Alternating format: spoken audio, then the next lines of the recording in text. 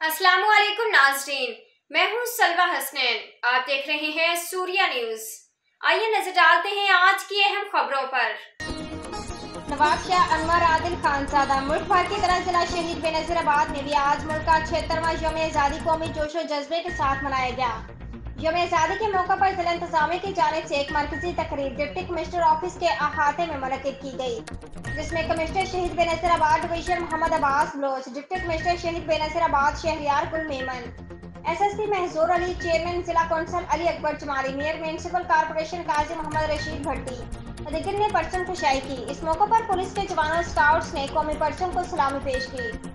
मुल्क की तरक्की खुशहाली के लिए दुआ की गई, जबकि सरकारी ट्रेन हादसे में फौत होने वालों के लिए दुआई मग़फ़िरत भी की। जश्न आज़ादी की मुख्तसर तकरीब से खिताब करते commissioner Shaheed Benazirabad division Mohammad Abbas Bloch ने कहा, जिंदा कौमें अपनी आज़ादी का दिन बड़े जोश और जज्बे के साथ मनाती हैं। हम खुशनसीब कौम है जो एक आज़ाद मुल्क में रह रहे हैं।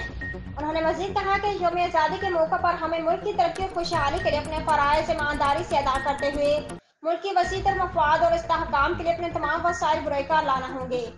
उन्होंने मजीद कहा कि पाकिस्तान को आज़ादी दिलाने वाले हीरोज़ को सुर्ख सलाम पेश करते हैं, जिनकी मेहनत के बायस हमें आज़ाद मुल्क मिला। तकरीब से खिताब करते डिप्टी कमिश्नर शहीद बेनज़ीराबाद शहरियार गुल मेमन ने कहा कि आज़ादी एक नेमत है जिसकी हमें कदर करनी चाहिए, क्योंकि वतन अजीज को हासिल करने के लिए हमारे बुजुर्गों ने बेशुमार कुर्बानियाँ दी।